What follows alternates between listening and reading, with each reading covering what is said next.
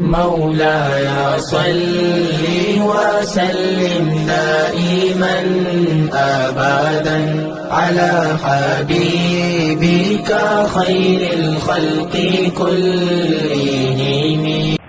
بسم الله الرحمن الرحيم. الحمد لله رب العالمين والعاقبة للمتقين والصلاة والسلام على سيد الأنبياء وخاتم المرسلين وعلى آله وأصحابه أجمعين. أما بعد.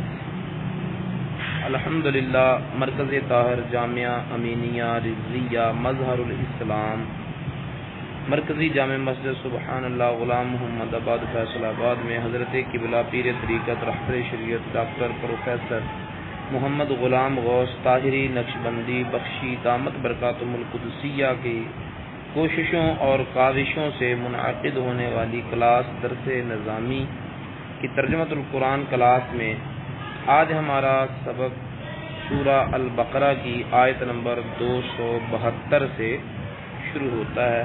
اللہ رب العزت ارشاد فرماتا ہے لیس علیک ھداھم ولکن اللہ یہدی من یشاء. آپ کے ذمے ان کو ہدایت دینا نہیں ہے بلکہ اللہ تعالیٰ جسے چاہے ہدایت دیتا ہے.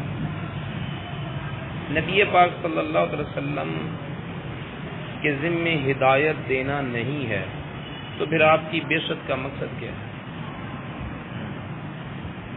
ہے؟ ہدایت کے دو معنی ہیں. مقصد ہے ہدایت، تو اگر ہدایت دینا آپ کا ذمہ نہیں ہے تو پھر آپ کی بعثت کا مقصد کیا ہے؟ ہدایت کا ایک معنی ہوتا ہے اراءۃ الطریق الموصل الی المطلوب، مطلوب تک پہنچانے والے راستے کو دکھانا، راستے کا دکھانا یعنی راستہ دکھانا. اور ایک معنی ہوتا ہے ایصال الی المطلوب، منزل تک پہنچانا. تو نبی پاک صلی اللہ علیہ وسلم کی بعثت کا مقصد ہے راستہ دکھانا. یہاں جس ہدایت کی نفی کی جا رہی ہے وہ ہے ایصال الی المطلوب، منزل تک پہنچانا. یوں کہو کہ ایک ہوتا ہے راستہ دکھانا، ایک ہوتا ہے راستے پہ چلانا. تو نبی کی ذمہ داری ہے راستہ دکھانا، اور وہ آپ نے دکھا دیا راستہ اور دکھا رہے ہیں راستہ. قرآن کی تلاوت سے، توحید کے اعلان سے، معجزات کے اظہار سے آپ نے راستہ دکھا دیا. باقی رہا راستے پر چلنا چلانا، تو یہ اللہ تعالیٰ کی توفیق سے ہے. جسے توفیق دیتا ہے وہ ہدایت کے راستے پہ چلتا ہے. ہدایت کے راستے پہ چلانا نبی پاک صلی اللہ علیہ وسلم کی ذمہ داری نہیں ہے. ہدایت کا راستہ دکھانا جو ہے وہ نبی پاک صلی اللہ علیہ وسلم کی ذمہ داری ہے.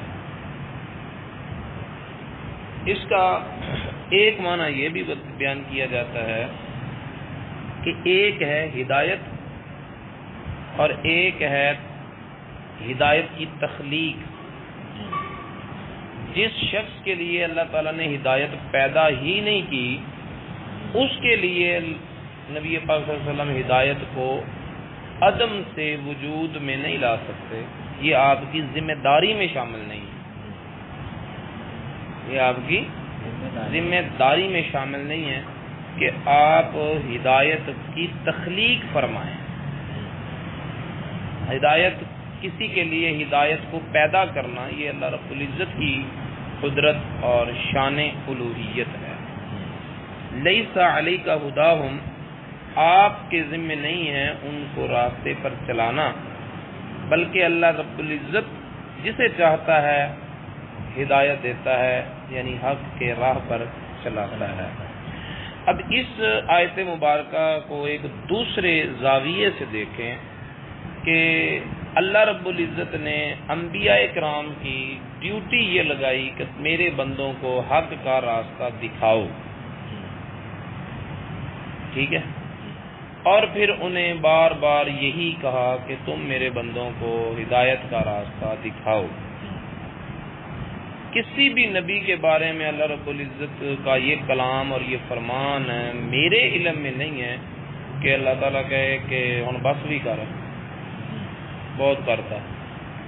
لیکن اگر اس طرح کی کوئی مثالیں ملتی ہیں تو وہ رسول اللہ صلی اللہ علیہ وسلم کے بارے میں ملتی ہیں، جن میں سے ایک یہ بھی ہے، نبی کی جب ذمہ داری ہے کہ وہ لوگوں کو راستہ دکھائے تو پھر نبی سے یہ کہنے کا کیا مطلب ہے کہ تیرے ذمہ ان کو راستے پر چلانا نہیں ہے، تیرا ذمہ راستہ دکھانا، تیرا ذمہ ان کو راستے پر چلانا نہیں ہے۔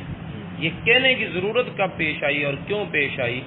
یہ کہنے کی ضرورت تب پیش آئی جب نبی پاک صلی اللہ علیہ وسلم نے لوگوں کو راہ حق پر چلانے کے لیے اور ہدایت کی طرف بلانے کے لیے اتنا ورک کیا، اتنا کام کیا، اپنی جان کو اس قدر مشقت میں ڈالا کہ اللہ رب العزت اپنے محبوب کو اب یہ کہہ رہا ہے کہ انہیں بس بھی کر کوئی سا بھی لے لا، کوئی اپنی جان بھی سوکھیں کر۔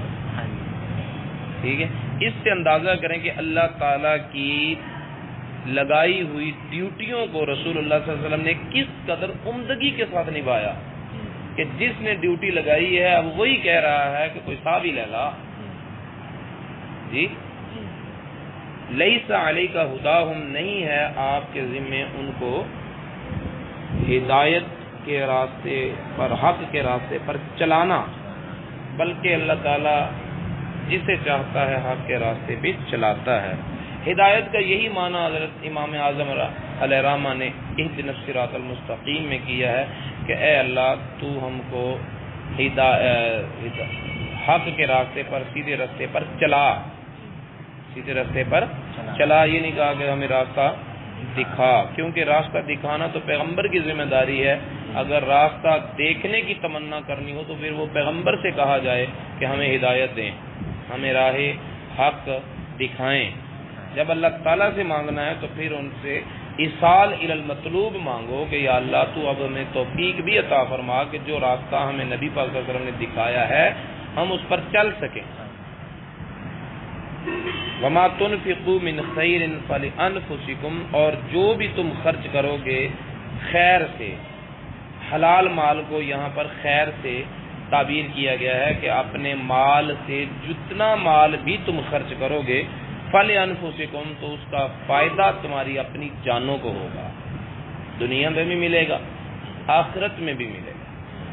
وما تنفقون الا ابتغاء وجہ اللہ، اور تم نہیں خرچ کرتے ہو مگر اللہ تعالیٰ کی رضا حاصل کرنے کے لیے، یعنی یہ صیغہ خبریہ ہے لیکن اس میں امر مطلوب ہے کہ تم نہ خرچ کرو مگر اللہ تعالیٰ کی رضا حاصل کرنے کے لیے۔ جب تم اللہ تعالیٰ کی راہ میں خرچ کرو، تھوڑا ہو یا زیادہ، مقصود اللہ تعالیٰ کو راضی کرنا، اس کے علاوہ اور کوئی غرض نہیں ہونی چاہیے۔ وما تنفقوا من خیر یوفى الیکم، اور جو کچھ تم خرچ کرو گے بھلائی سے، یہاں خیر کا لفظ بولا گیا ہے، مطلب مال حلال ہو، رزق حلال ہو تو وہ خیر ہے، کیونکہ اس میں بیماریاں نہیں ہیں، کیونکہ اس میں حادثات نہیں ہیں، کیونکہ اس کے اندر ابتلاء اور آزمائش نہیں ہے، اس لیے اسے خیر کہا گیا۔ اور فضل بھی رزق حلال حاصل کرنے کو فضل کا لفظ بھی دیا گیا۔ وَابْتَغُوا فَضْلًا مِّن رَبِّكُمْ، اپنے رب کا فضل تلاش کرو،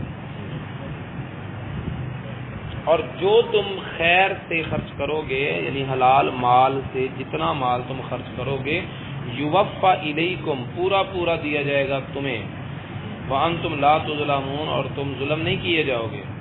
دنیا کی زندگی میں 10 گنا زیادہ ملے گا، آخرت میں بھی کئی گنا زیادہ اجر و ثواب دیا جائے گا۔ للفقراء الذین احصروا فی سبیل اللہ، یہ خرچ کرنا اور یہ صدقات و خیرات کا لفظ یہاں نہیں بولا گیا، یہاں انفاق کا لفظ بولا گیا ہے، جو تم خرچ کرو۔ اب اس کا محل دیکھیں، محل یہ ہے کہ وہ فقیر لوگ جو روک دیے گئے ہیں اللہ کی راہ میں، نہیں وہ طاقت رکھتے، نہیں وہ فرصت پاتے اللہ کی زمین میں چلنے پھرنے کی یعنی کاروبار کرنے کی۔ یحسبهم الجاہل اغنیاء من التعفف، جاہل لوگ انہیں مالدار سمجھتے ہیں سوال سے ان کے بچنے کی وجہ سے، تعرفهم بسیماہم، تو ان کو ان کے چہروں سے پہچان لے گا۔ لا یسألون الناس الحافا، وہ لوگوں سے گڑ گڑا کر سوال نہیں کرتے۔ یہ ساری صفات کو اکٹھا کرو تو یہ ساری صفات عالم کی شان ہے۔ وہ لوگ جنہوں نے دین سیکھنے کے لیے، دین سکھانے کے لیے، دین کا پرچار کرنے کے لیے، دین کی خدمت کرنے کے لیے اپنے آپ کو وقف کر دیا، اب وہ دینی مصروفیات میں اس قدر مصروف ہیں کہ ان کے پاس اپنے ذاتی کاروبار کرنے کا وقت نہیں ہے، تو ان کی طرف توجہ دلا رہا ہے اللہ رب العزت کہ تم جو خرچ کرو، سیدھا سیدھا نہیں کہا کہ ان لوگوں کو دو، اور اس مقام پر صدقہ زکوٰۃ کا لفظ بھی نہیں بولا، انفاق کا لفظ بولا ہے، جتنی بار بھی بولا ہے۔ وما تنفقوا من خیر فلانفسکم وما تنفقون الا ابتغاء وجہ اللہ وما تنفقوا من خیر یوفى الیکم وانتم لا تظلمون، اور پھر درمیان میں ان لوگوں کا ذکر کرنے کے بعد فرمایا وما تنفقوا من خیر فإن اللہ بہ علیم، آگے پیچھے صدقے کا ذکر نہیں کیا، آگے پیچھے انفاق کا ذکر کیا ہے، درمیان میں علماء کا ذکر کیا ہے۔ اور اس حدیث شریف کا شان نزول جو ہے وہ بھی بتاتا ہے، اکثر مفسرین نے فرمایا کہ نبی پاک صلی اللہ علیہ وسلم کی مسجد نبوی میں جو اصحاب صفہ تھے، یہ ان کے بارے میں آیت نازل ہوئی، اور یہ وہی لوگ تھے جو دین سیکھنے کے لیے، دین کو سمجھنے کے لیے اپنے گھر بار جائیدادیں سب کچھ چھوڑ کر آ گئے تھے رسول اللہ کے پاس۔ یہاں مدینہ پاک میں ان کے پاس نہ کوئی گھر تھا اور نہ کوئی کاروبار تھا، اور نہ ہی وہ کاروبار کرنا چاہتے تھے، بلکہ وہ صرف رسول اللہ سے قرآن سیکھنا چاہتے تھے، اور انہوں نے دین سمجھنے کے لیے رسول اللہ صلی اللہ علیہ وسلم کے زبان اقدس سے قرآن پاک کو سیکھنے کے لیے اپنے آپ کو وقف کر رکھا تھا۔ ان کے بارے میں اللہ تعالیٰ نے فرمایا کہ تم جو خرچ کرتے ہو تو اپنا مال ہدیے کے طور پر، نذرانے کے طور پر ان فقیروں کو بھی دو، ٹھیک ہے۔ آج جو لوگ علماء کو کہتے ہیں کہ صدقے پر پلے ہوئے لوگ ہیں، تو اللہ تعالیٰ نے تو انہی لوگوں کو کہا ہے کہ تم نے صدقہ انہیں دینا ہی نہیں، یہ نبی کے وارث ہیں، تم نے ہدیے اور نذرانے دینے ہیں، اور وہ پہلی تو بات ہے دیتے نہیں، دیتے ہیں تو صدقہ دیتے ہیں تو نافرمان خود ہو رہے ہیں اللہ رب العزت کے نا۔ پھر اس میں یہ ہے کہ وہ فقیر ہیں، اللہ کی راہ میں روکے ہوئے ہیں، کاروبار کرنے کے لیے فرصت نہیں ان کے پاس، جاہل لوگ سمجھتے ہیں کہ وہ بڑے مالدار ہیں کیونکہ وہ لوگوں سے سوال نہیں کرتے، بچتے ہیں، وہ خودداری کو مجروح نہیں ہونے دیتے۔ ان ساری صفات کے ساتھ ساتھ اللہ تعالیٰ نے فرمایا تعرفہم بسیماہم، تو انہیں ان کے چہروں سے پہچان لے گا۔ اب اس کا پہلا مخاطب کون ہے؟ سرکار مدینہ صلی اللہ علیہ وسلم۔ رسول اللہ صلی اللہ علیہ وسلم کو اللہ تعالیٰ فرماتا ہے کہ تو ان کو جو دین سیکھنے کے لیے اپنی زندگیاں وقف کی ہیں، تو ان کو ان کے چہروں سے ہی پہچان لے گا۔ جب رسول اللہ صلی اللہ علیہ وسلم ہمیں پہچانتے ہیں تو ہمیں کسی دنیا دار کی توجہ چاہیے ہی نہیں۔ یہ نعمت ہی ہمارے لیے بہت ہے، یہ اعزاز ہی بہت ہے کہ رسول اللہ صلی اللہ علیہ وسلم ہمیں پہچانتے ہیں۔ اہل علم کے لیے یہ تھوڑا اعزاز نہیں ہے، ٹھیک ہے، اور اگر کوئی اس اعزاز پر قناعت نہ کرے تو دنیا کے خزانے اس کا پیٹ بھر نہیں سکتے۔ اس سے احاد امت بھی مراد ہیں کہ اس سے امت کے افراد کو بھی اللہ تعالیٰ مخاطب کر کے کہہ رہا ہے کہ تم ان کو پہلی نظر سے پہچان لو گے۔ جب اگر اس مفسرین کا یہ قول تسلیم کریں کہ تعرفہم میں جو تعرف صیغہ مخاطب کا ہے، واحد مذکر حاضر کا صیغہ ہے، تو اس میں خطاب رسول اللہ صلی اللہ علیہ وسلم کی بجائے احاد امت کو ہے، تو پھر اس میں فضیلت ہے ان لوگوں کی جو علماء کی خدمت کرتے ہیں کہ اللہ تعالیٰ ان کو خطاب کر رہا ہے، ان کو مخاطب کر کے بات کر رہا ہے، اور پھر اجتماعی طور پر جمع کا صیغہ نہیں بول رہا بلکہ مفرد کا صیغہ بول کر ایک ایک کو الگ الگ اپنے خطاب کی لذتیں اور اپنے خطاب کا اعزاز دے رہا ہے۔ کس سلے میں؟ کہ جو علماء کو پہچانتے ہیں، ان کی شان جانتے ہیں اور پھر ان کی خدمت کا جذبہ رکھتے ہیں۔ جو لوگ علماء کے بارے میں اپنے دل میں بدگمانیاں اور قدورتیں رکھتے ہیں، یہ ان کی بات نہیں ہے۔ بات سمجھ آ گئی؟ تو اس میں ایک علماء کی شان ہے، باقی صفات کے ساتھ یہ صفت سب سے زیادہ قابل توجہ ہے کہ اگر اس میں خطاب رسول اللہ صلی اللہ علیہ وسلم کو ہے تو پھر 2 مرتبہ ذکر اس میں علماء کا ہے، تعرفہم بسیماہم، ہم زمین کا دونوں جگہ مرجع جو ہے وہ لوگ ہیں جنہوں نے دین سیکھنے کے لیے اپنے آپ کو وقف کیے. تو ان دیکھیں کتنے مختصر کلمات ہیں، لیکن اس مختصر سے جملے میں اللہ تعالیٰ نے 2 مرتبہ علماء کا ذکر کیا. ٹھیک ہے، اگر کوئی بندہ یہ کہے کہ دیکھو جی ساڈی یہ شان کہ اللہ تعالیٰ نے علماء دی خدمت دے سلے تے سانو 2 خطاب کیتا، مخاطب کر کے گل کیتی، اس کے ساتھ ساتھ وہ اس بات کو نہ بھولے کہ جس جملے میں اللہ تعالیٰ نے علماء کے خادموں کو مخاطب کیا ہے اس جملے میں 2 مرتبہ علماء کا ذکر کیا ہے، پھر بھی اللہ تعالیٰ نے ترجیح اور فوقیت علماء کو ہی دی ہے. ٹھیک ہے، یہ فضیلتیں علم کی وجہ سے ہیں، کسی کے ساتھ مخصوص نہیں ہے، کسی ایک عالم کے ساتھ مخصوص نہیں ہے. لہذا جو لوگ علماء کی عظمت اور شان سے جلیں تو ان کے لیے کون سا دروازہ بند ہے، وہ بھی اس میدان میں آ جائیں اور پریکٹیکل ہو جائے گا کہ کتنا آسان کام ہے. ٹھیک ہے، تعرفہم بسیماہم، تو ان کو پہچان لے گا ان کے چہروں سے. مراد رسول اللہ صلی اللہ علیہ وسلم کی ذات ہے یا پھر احاد امت مراد ہیں جو لوگ علماء کی خدمت کرتے ہیں.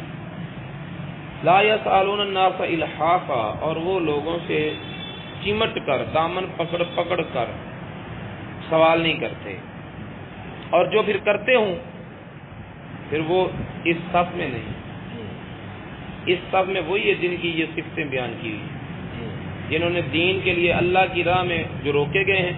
یہاں پر یہ لفظ بھی قابل غور ہے کہ احصروا، ایک تو صیغہ جمع مذکر غائب کا ہے، دوسرا یہ فعل مجہول ہے، یعنی کوئی از خود چاہے کہ میں اس راہ میں نکلوں اور زندگی علم سیکھنے سکھانے میں وقف کروں تو وہ از خود نہیں کر سکتا، بلکہ اس کام کے لیے اللہ تعالیٰ کی طرف سے منتخب ہوتے ہیں.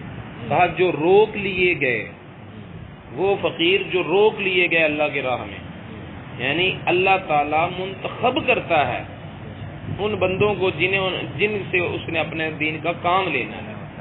ٹھیک ہے، لا یستطیعون ضربا فی الارض، وہ طاقت نہیں رکھتے زمین میں چلنے پھرنے کی، یعنی کاروبار کرنے کی طاقت نہیں رکھتے. تو چلتے ہیں پھرتے ہیں، ہاتھ پاؤں درست نہیں ہیں ان کے. کیوں طاقت نہیں رکھتے؟ طاقت اس لیے نہیں رکھتے کہ اللہ تعالیٰ ان کے دلوں پر، ان کے ذہنوں پر اپنی جانب سے ایسے خیالات وارد کرتا رہتا ہے جو انہیں دین کے کام کی طرف اکسائے رہتے ہیں. یہ کر لو، یہ پڑھ لو، یہ پڑھا لو، اس موضوع پر لکھ لو، یہ ریسرچ کرو، اس موضوع پر تحقیق کرو. تو ان کاموں پر یہ اللہ تعالیٰ کی طرف سے ان کے دماغوں پر خیالات کا نزول ہوتا ہے اور وہ ان کاموں میں مصروف رہتے ہیں، جس کی وجہ سے وہ اپنا کاروبار نہیں کر سکتے.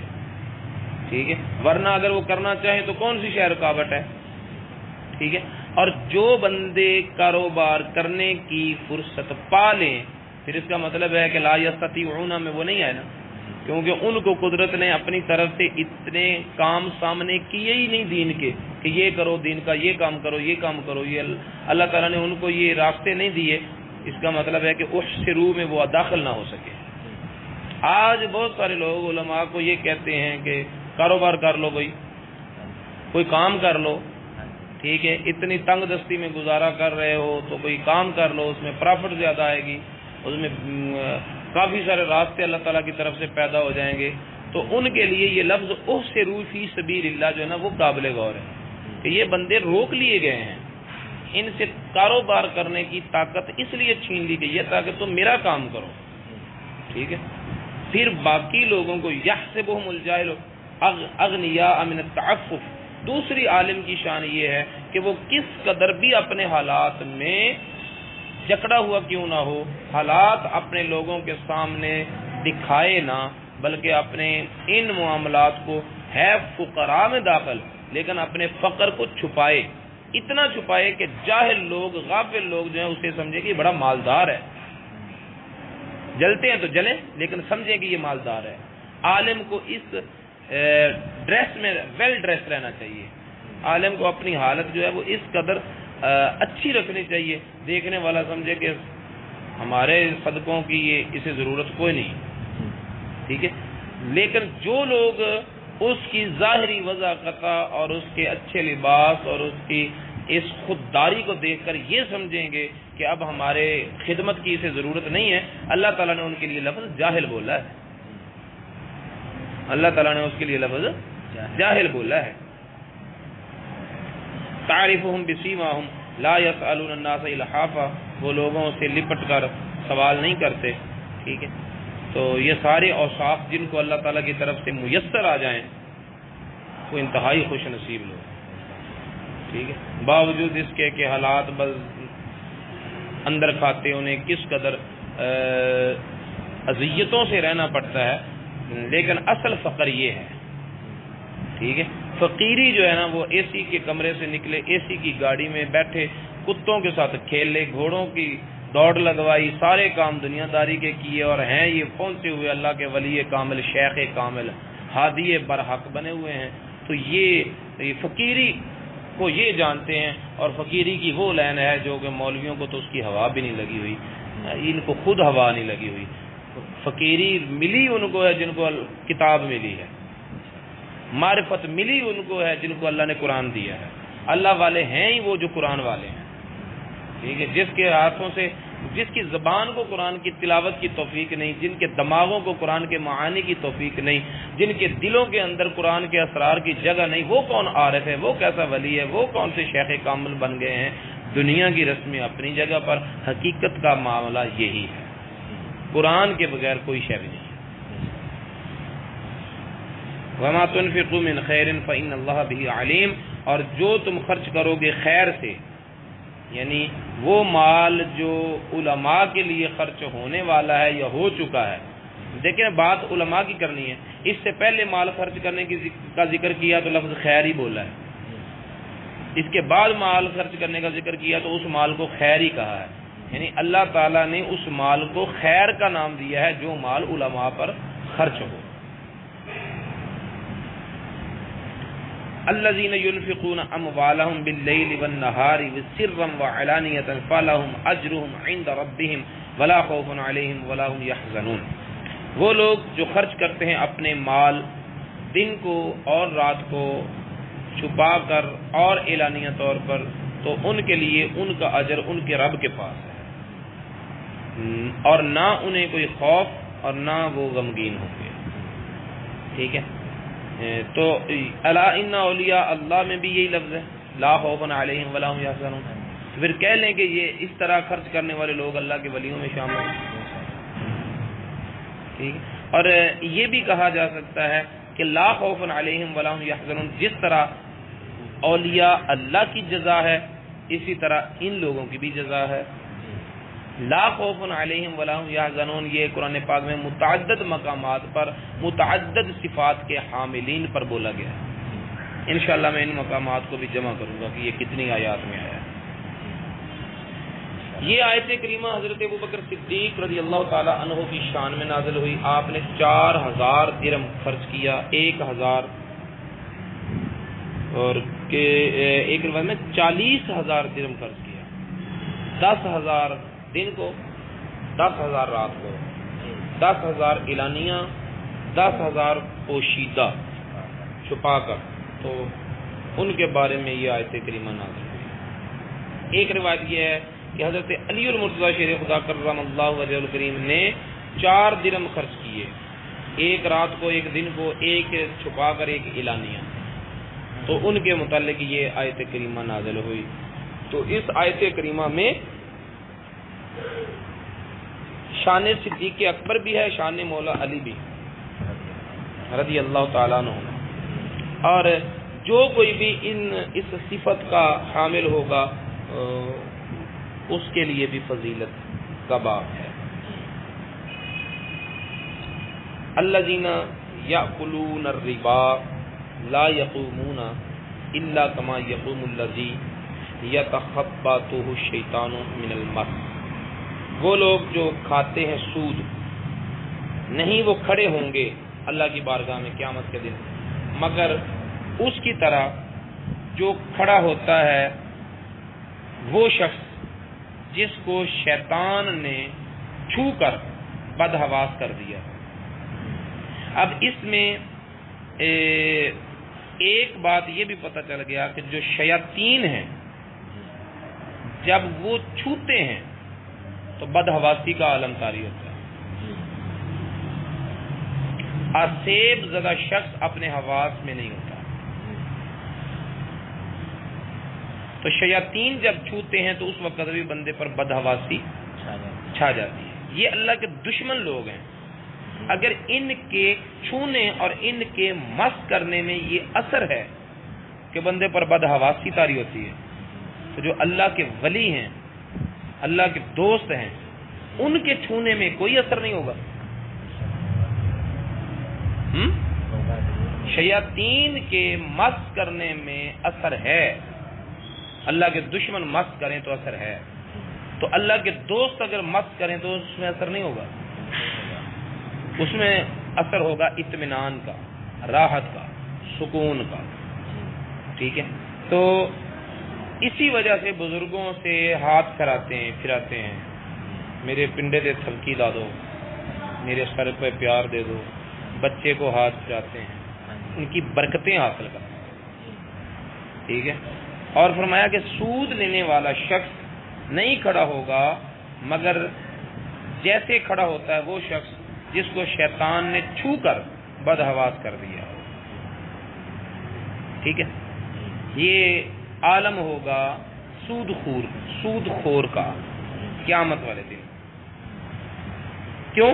ذالک بانہم قالوا، یہ اس لیے کہ انہوں نے کہا، سود کھانے والوں نے جواز کا راستہ کیا نکالا، انما البیع مثل الربا، یہ جو کاروبار کیا جاتا ہے، پیسہ کمایا جاتا ہے، پیسہ لگا کر پیسہ کماتے ہیں، تو سود میں بھی پیسے سے پیسہ کماتے ہیں.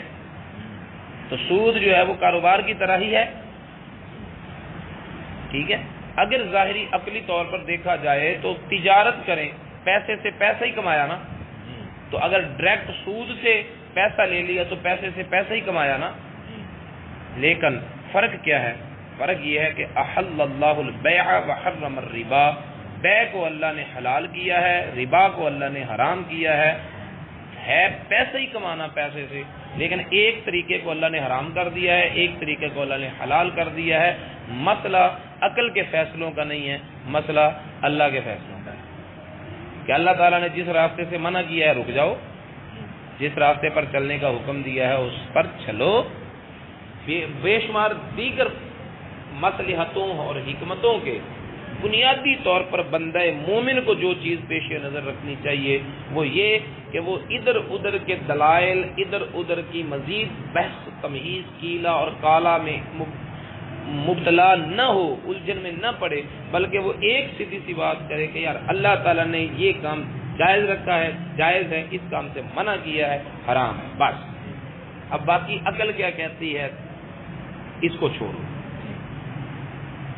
ایمان کا تقاضا یہی ہے. ٹھیک ہے. فمن جاءہ موعظۃ من ربہ فانتہا، تو پھر جس بندے کے پاس اس کے رب کی طرف سے نصیحت آ گئی اور وہ رک گیا، فلہ ما سلف، تو پھر جو ہو چکا وہ اسی کا ہے. یعنی جو سود لے چکا، کھا چکا، معاف. اب جس کے پاس پہنچی ہے نصیحت اور وہ رک جائے اور اپنے رب کی نصیحت کو مان لے تو جو اس سے ہو چکا وہ معاف. ٹھیک ہے. اور وَأَمْرُهُ إِلَى اللَّهِ، اور اس کا معاملہ اللہ کی طرف ہے، اس کا معاملہ اللہ تعالیٰ کے پاس ہے. اس میں تنبیہ کی گئی ہے کہ سود کا کاروبار کرنے والے دو طرح کے لوگ ہیں. ایک وہ قسم ہے جو اس وقت سود لیتے دیتے تھے جس وقت یہ قرآن کی آیت نازل ہوئی.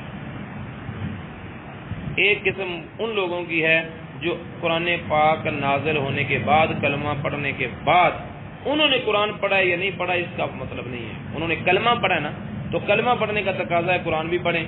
اب انہوں نے نہیں پڑھا تو اس بات کو بحث میں نہیں لیا جائے گا. انہوں نے کلمہ پڑھا، قرآن پاک پہلے نازل ہو چکا، اب وہ سود لیتے ہیں. ٹھیک ہے. جن کے سودی کاروبار کرتے ہوئے قرآن کی آیت اتری ہی نہیں تھی، قرآن پاک کی آیت نہ حکم نازل ہونے سے پہلے جو کھا چکے، سود لے چکے وہ لوگ، اور اب قرآن کی آیت نازل ہو چکی ہے لیکن ان تک پہنچی نہیں، انہوں نے پڑھا نہیں قرآن کو، کسی نے ان کو بتایا نہیں، اور وہ سودی کاروبار پہ لگے ہوئے ہیں ایک وہ لوگ. ٹھیک ہے، دونوں کا معاملہ یکساں نہیں ہے، دونوں کا معاملہ یکساں ایک جیسا نہیں ہے. اس لیے اللہ تعالیٰ نے فرمایا وَأَمْرُهُ إِلَى اللَّهِ، اس کا معاملہ اللہ کے سپرد ہے. جس کے قرآن کی آیت نازل ہوتے وقت جو لوگ سود لیتے تھے ان تک اللہ کا حکم پہنچا، وہ رک گئے، جو انہوں نے کھایا معاف. لیکن اب جو لوگ کاروبار کر رہے ہیں سود کا، کسی تک قرآن کی آیت پہنچی نہیں پہنچی. کلمہ پڑھنے والے مسلمان کون ہیں جن کو یہ نہیں پتا کہ سود حرام، پھر بھی جو کھا رہے ہیں سود. اب وہ کہیں کہ جب ہم توبہ کریں گے تو جتنا کھا لیا ہے بس وہ ہمارے لیے حلال ہو گیا، وہ ہمارے لیے جائز ہو گیا. اس کا جواز نہیں نکال سکتے. ان کو پتہ نہیں تھا، ان کو پتہ، انہوں نے جان بوجھ کر کیا ہے. اب ان کا حکم جو ہے وہ یہ اصولاً یہ بنتا ہے کہ جتنا انہوں نے سود لیا ہے، جس سے لیا انہیں واپس کریں. توبہ تب قبول ہو.